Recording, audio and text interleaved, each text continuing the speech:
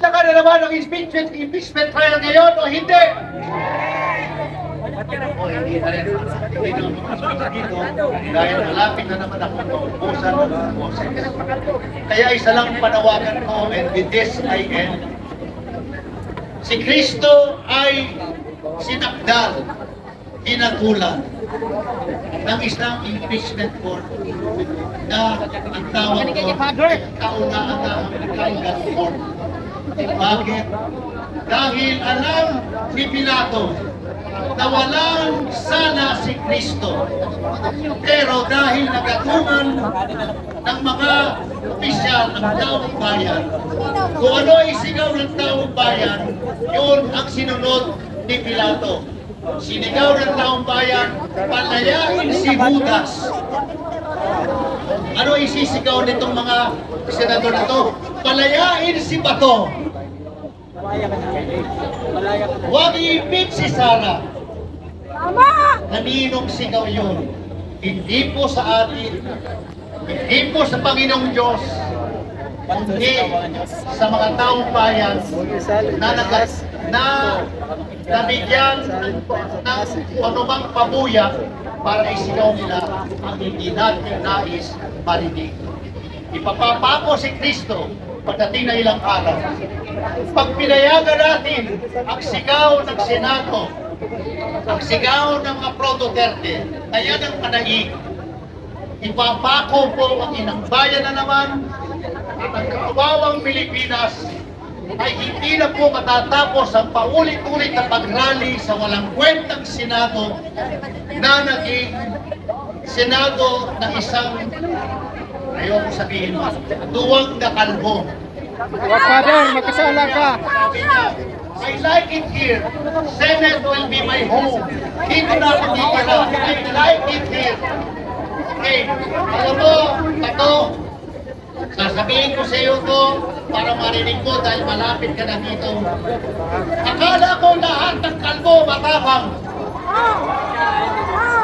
Ang ilang kalbo pala ay bato.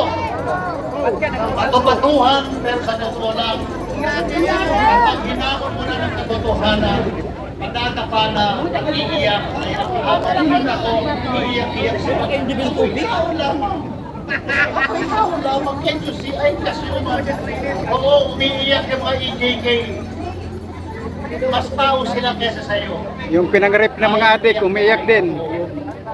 Pato, cheese, Peter at lahat kayo, peke kayong lahat. Mga Judas kayo. Ikaw! For once, change for us. For once, do the right thing for our country kasi kawawang Pilipinas. Wala tayong mahihita sa mga katulad ng mga pekeng senador.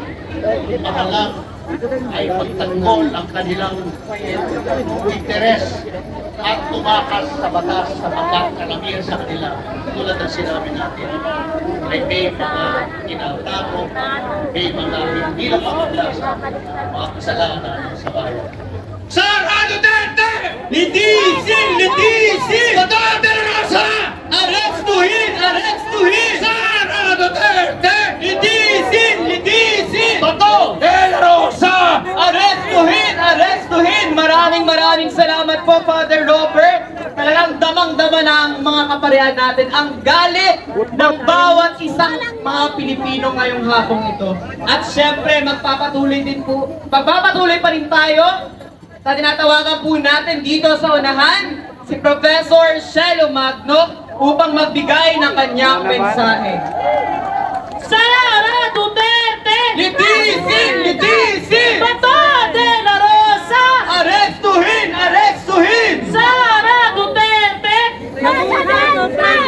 Bato de la Rosa! Isang magpapalayang tanghali po sa ating lahat na naririto ngayon. Alam ko, nakakalungkot talagang maging Pilipino. Oo, lalo na pag Bilang tayo kagaya sa inyo. nababaon sa kahirapan, mayroon pa tayong walang kwentang gobyerno. Bakit pa tayo hirap na hirap ngayon? Tingnan po natin yung liderato ng Senado. Sino ba ang pinuprotect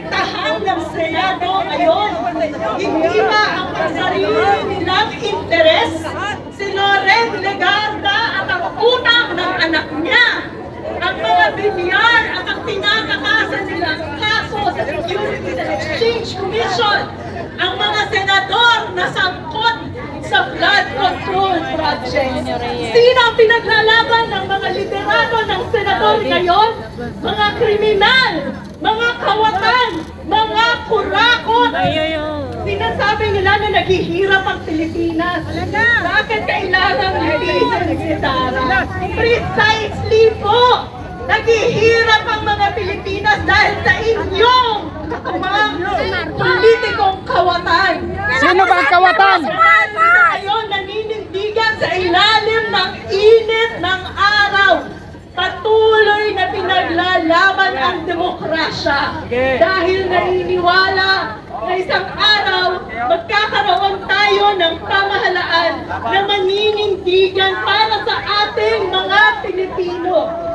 Isa pa pong nakakalungkot ngayon ay yung matinig na mismong ang mga taong hinalal, ang mga tao sa pamahalaan ang nagpapakalat ng fake news.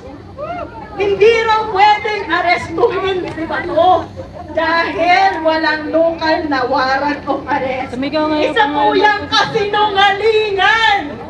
Kahit ilang libo pang resolusyon na ipasa ng Senado, malinaw na malinaw ang batas. Panagutin si Bato, i-turn over sa ICC. Pero anong ginagawa?